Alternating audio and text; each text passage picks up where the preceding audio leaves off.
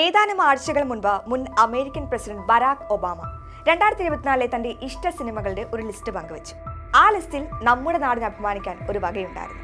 മലയാളികളായ കനി കുസൃതിയും ദിവ്യപ്രഭയും മുഖ്യ കഥാപാത്രങ്ങളായി അഭിനയിച്ച പായൽ കബാഡിയുടെ All We Imagine as Light എന്ന ചിത്രം ആ ലിസ്റ്റിലുണ്ടായിരുന്നു. കാനിലും ഗോൾഡൻ ഗ്ലോബിലുമെല്ലാം തിളങ്ങിയ ഈ സിനിമ അന്താരാഷ്ട്ര തലത്തിൽ നിരവധി അംഗീകാരങ്ങൾ വാങ്ങിക്കൂട്ടുമ്പോഴും മലയാളികൾ പക്ഷേ മറ്റൊരു തിരക്കിലായിരുന്നു. അവർക്ക് വേണ്ടത് ആ സിനിമയിലെ ഏതാനും സെക്കൻഡുകൾ മാത്രം ദൈർഘ്യമുള്ള ചില സീനുകൾ മാത്രമായിരുന്നു. പരസ്പരം ലിങ്ക് ചോദിച്ച് മലയാളി ആൺകൂട്ടങ്ങൾ സൈബർ സ്പേസിൽ അഴിഞ്ഞാടി. കനി കുസൃതിയും ദിവ്യപ്രഭയും അവർ അശ്ലീല പ്രയോഗങ്ങളിലൂടെ അധിക്ഷേപിച്ചുകൊണ്ടേയിരുന്നു.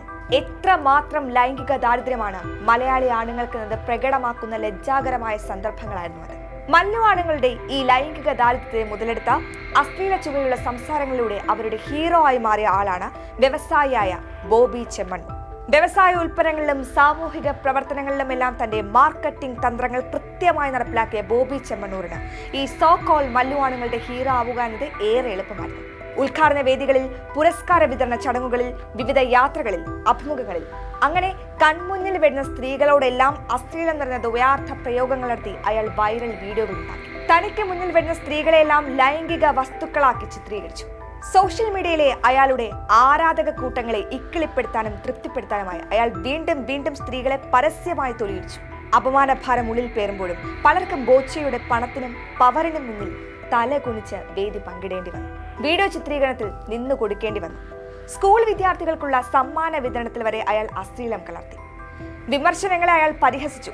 ചെറിയ കുട്ടികൾ മുതൽ പ്രായമായ സ്ത്രീകൾ വരെ പലയിടങ്ങളിൽ വെച്ച് BoChe ലൈംഗിക പ്രയോഗങ്ങൾക്ക് ഇരകളാകേണ്ടി വന്നിട്ടുണ്ട്. പൊതുവിടങ്ങളിൽ വെച്ച് പ്രത്യക്ഷമായും പരോക്ഷമായും ഈ അശ്ലീല പ്രയോഗങ്ങൾ അനുഭവിക്കേണ്ടി വരുന്ന സ്ത്രീകളുടെ മാനസിക പ്രയാസം എല്ലാത്തരം പ്രിവിലേജുകളിലും ജീവിക്കുന്ന BoChe ആൺബോധത്തിന് മനസ്സിലാവുകയില്ല. തമാശ എന്ന ഓമന പേരിൽ BoChe തന്റെ വെർബൽ അബ്യൂസ് തുടർന്നുകൊണ്ടേയിരുന്നു. എത്രയേറെ ചാരിറ്റി പ്രവർത്തനങ്ങൾ ചെയ്താലും ഒരു സ്ത്രീയെ ബഹുമാനിക്കാൻ പഠിക്കാത്തിടത്തോളം കാലം, സ്ത്രീകളുടെ അന്തസ്സിന് വില കൽപ്പിക്കാത്തിടത്തോളം BoChe വെറും ഒരു സെക്സ് ടോക്കർ മാത്രമാണ്. നിരവധി തവണ BoCheയുടെ അശ്ലീല പ്രയോഗങ്ങൾക്ക് ഇരയാകേണ്ടി വന്ന ഹണി റോസ് ഒടുവിൽ പരാതിയുമായി വന്നതോടെ പോലീസ് നടപടി സ്വീകരിച്ചിരിക്കുകയാണ്. പണത്തിന്റെ ബലത്തിൽ എന്ത് അശ്ലീലവും വിളിച്ചു പറയാമെന്ന ധാർഷ്ട്യത്തിനെതിരെ ഹണി റോസ് നടത്തിയ പോരാട്ടം വിജയം കണ്ടു തുടങ്ങിയിരിക്കുന്നു. കേസും അറസ്റ്റുകളും ഭയന്ന പതിയെ പലരും സമൂഹ മാധ്യമങ്ങളിൽ നിന്ന് തങ്ങളുടെ കമന്റുകൾ പിൻവലിച്ചു തുടങ്ങിയിട്ടുണ്ട്. മലയാളികളുടെ ലൈംഗിക ദാരിദ്ര്യത്തെ മുതലെടുത്ത BoChe ഈ രീതിയിൽ വളർത്തിയതിൽ മലയാളി ആണുങ്ങൾക്ക് വലിയൊരു പങ്കുണ്ട്.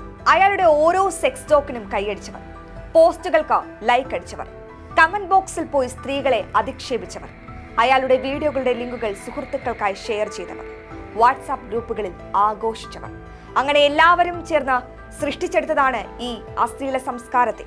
സ്ത്രീകളുടെ ശരീരഭാഗങ്ങളുടെ അളവെടുക്കാൻ നടക്കുന്ന ഓൺലൈൻ ചെങ്ങാടിമാർ, വസ്ത്രത്തിന്റെ വലിപ്പച്ചെറുപ്പത്തെക്കുറിച്ചുള്ള അവഹേളന കമന്റുമായി എത്തുന്ന ഏട്ടായിമാർ, സെലിബ്രിറ്റികളുടെ ശരീരഭാഗങ്ങളിലേക്ക് സൂം ലെൻസുമായി വന്ന് ഫോക്കസ് ചെയ്യുന്ന സോഷ്യൽ മീഡിയ വ്യാപാരികൾ, ഇവർക്കെല്ലാം ഇതൊരു താക്കീതാണ്, ഒരു മുന്നറിയിപ്പാണ്.